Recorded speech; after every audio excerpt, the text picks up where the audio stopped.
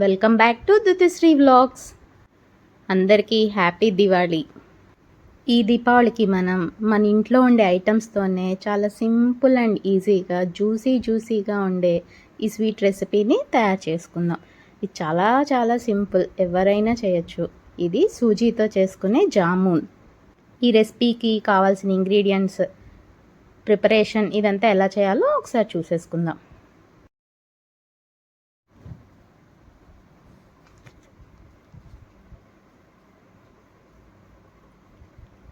ఇలాచి, baking soda, సూజీ, sugar,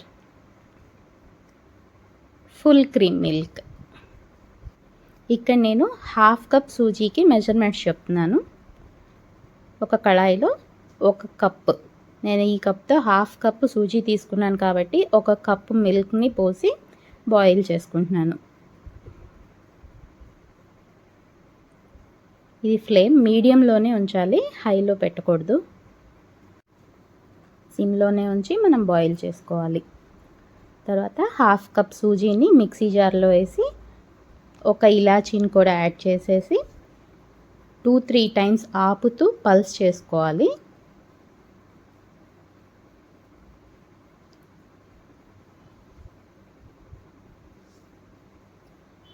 ఇది బాగా పౌడర్ లాగా అవ్వదు, కొంచెం బరకగా రవ్వగానే ఉంటుంది.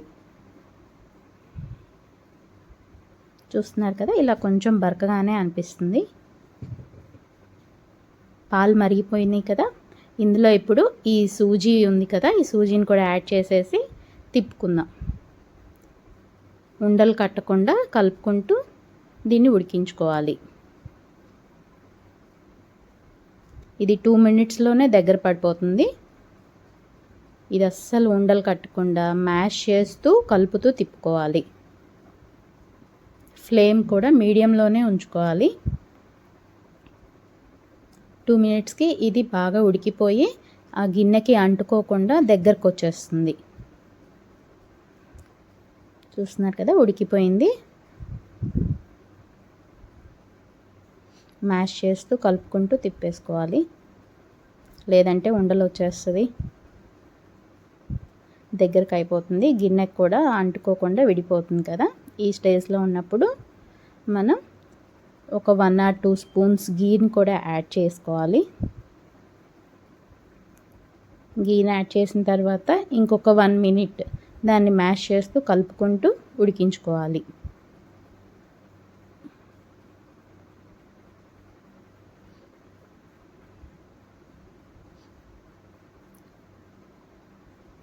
ఆ గీ అంతా మొత్తానికి కలిసేలాగా కలుపుకోవాలి.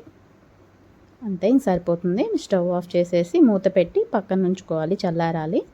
తర్వాత స్టవ్ మీద ఒక గిన్నె పెట్టి దాంట్లో 1 కప్పు షుగర్ని యాడ్ చేసుకోవాలి. 1 కప్పు షుగర్, 1 కప్పు వాటర్ని కూడా యాడ్ చేసేసుకొని దీంట్లో ఒక 2 ఇలాచీని తీసుకోవాలండి. ఇది జస్ట్ పైన కొంచెం ఓపెన్ చేసేసి వేసుకుంటే సరిపోతుంది, ఆ ఫ్లేవర్ అంతా వచ్చేస్తుంది ఆ సిరప్కి. ఇది కలుపుకుంటూ ఒక 10 మినిట్స్ బాయిల్ చేసుకుంటే ఇది పాకు రావాల్సిన అవసరం లేదు. మనకి గులాబ్ జామ్ పాకు ఉంటుంది కదా, కొంచెం బంకగా అనిపిస్తే సరిపోతుంది.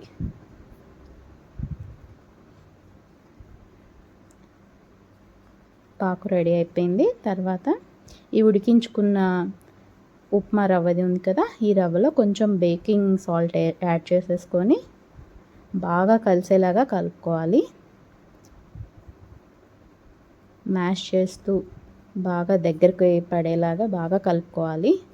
ఈ పిండిని కలిపే దాన్ని బట్టే ఈ రెసిపీ డిపెండ్ అయి ఉంటుంది. ఇది కనుక బాగా మెత్తగా కలుపుకోలేదంటే ఈ రెసిపీ సరిగా కుదరదు, క్రాక్స్ వచ్చేస్తాయి అన్నమాట. అందుకని చాలా మెత్తగా వచ్చేలాగా మర్దన చేస్తూ కలుపుకోవాలి. ఈ పిండి ఒకవేళ గట్టిగా అయిపోయింది అంటే ఒక 1 or 2 స్పూన్స్ మిల్క్ని యాడ్ చేసి కూడా మనం కలుపుకోవచ్చు. ఇక్కడ నాకు ఏం అవసరం పడలేదు, సరిపోయింది కరెక్ట్గా. ఇలాగ ఒక 5 మినిట్స్ వరకు ప్రెస్ చేస్తూ బాగా మెత్తగా వచ్చేలాగా పిండిని చూసుకోవాలి. ఇక్కడ నాకు సరిపోయింది. చూస్తున్నారు కదా, ఇలాగా మెత్తగా అయిపోవాలి. ఈ కన్సిస్టెన్సీలో ఉంటే సరిపోతుంది. దీన్ని తీసుకొని ఒక ప్లేట్లో పెట్టుకొని పక్కన పెట్టుకుందాం.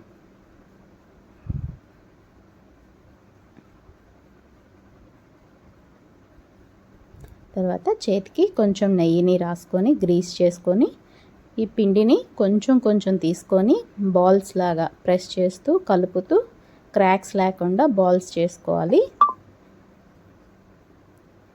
ఇక్కడ నేను బాల్స్గా ఉంచకుండా బుల్లెట్ షేప్లో చేసుకున్నాను. ఈ షేప్ అనేది మీ ఇష్టం, మీకు ఏ షేప్ నచ్చితే ఆ షేప్లో చేసుకోవచ్చు.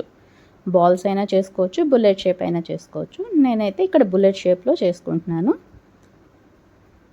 అస్సలు క్రాక్స్ లేకుండా చూసుకోవాలి. క్రాక్స్ ఉంటే మాత్రం అవి పగిలిపోతాయి. ఇదే విధంగా పిండి మొత్తాన్ని కూడా బుల్లెట్ షేప్లో చేసేసుకొని ఆ ప్లేట్లో తీసి పక్కన పెట్టేసుకోవాలి.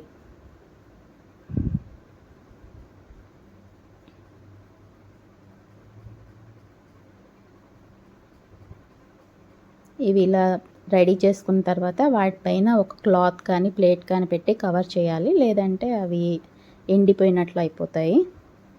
ఆరిపోకుండా చూసుకోవాలి. స్టవ్ మీద కళాయి పెట్టి ఆయిల్ వేసి మీడియం ఫ్లేమ్లోనే ఉంచుకొని కాగపెట్టుకోవాలి ఆయిల్. ఇందాక మనం సిరప్ రెడీ చేసుకున్నాం కదా, ఆ సిరప్ని ఒక వెడల్పుగా ఉండే బౌల్లోకి తీసుకుందాం.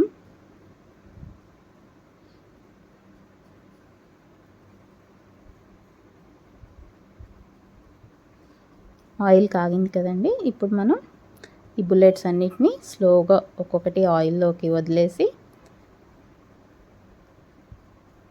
ఒక నిమిషం వదిలేయాలి. అవి బుల్లెట్స్ని ఆయిల్లో వేసిన వెంటనే గరిటె పెట్టి తిప్పేయకూడదు. అలా చేస్తే అవి విరిగిపోతాయి. ఒక 1 మినిట్ తర్వాత అవి ఆటోమేటిక్గా పైకి ఫ్లోట్ అవుతాయి. చూస్తున్నారు కదా, ఇలా ఫ్లోట్ అవుతాయి.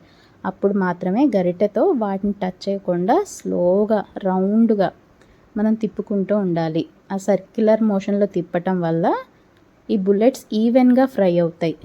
కలర్ మొత్తం అన్నీ ఒకే కలర్లో ఫ్రై అవుతాయి. ఇది కాల్చుకునేటప్పుడు జాగ్రత్తగా ఫ్రై చేసుకోవాలి, లేదంటే అవన్నీ పగిలిపోయే ఛాన్సెస్ ఉంటాయి. స్లోగా సర్క్యులర్ మోషన్లో ఇలా ఫ్రై చేసుకుంటూ ఉండాలి.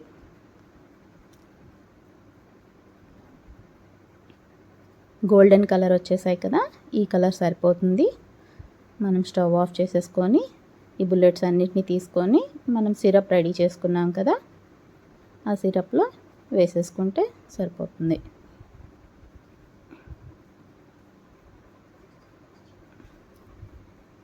వీటన్నిటిని ఒక్కొక్కటిగా తీసుకొని జాగ్రత్తగా సిరప్లోకి యాడ్ చేసేసుకోవాలి.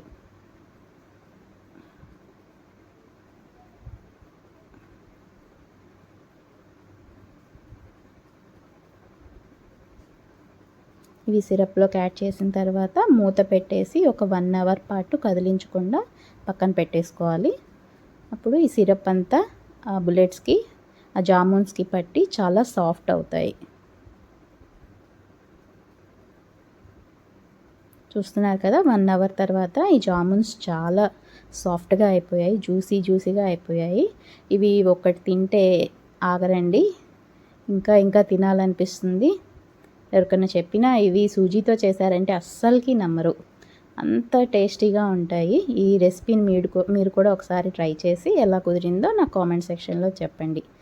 Please don't forget to like, share and subscribe. Bye.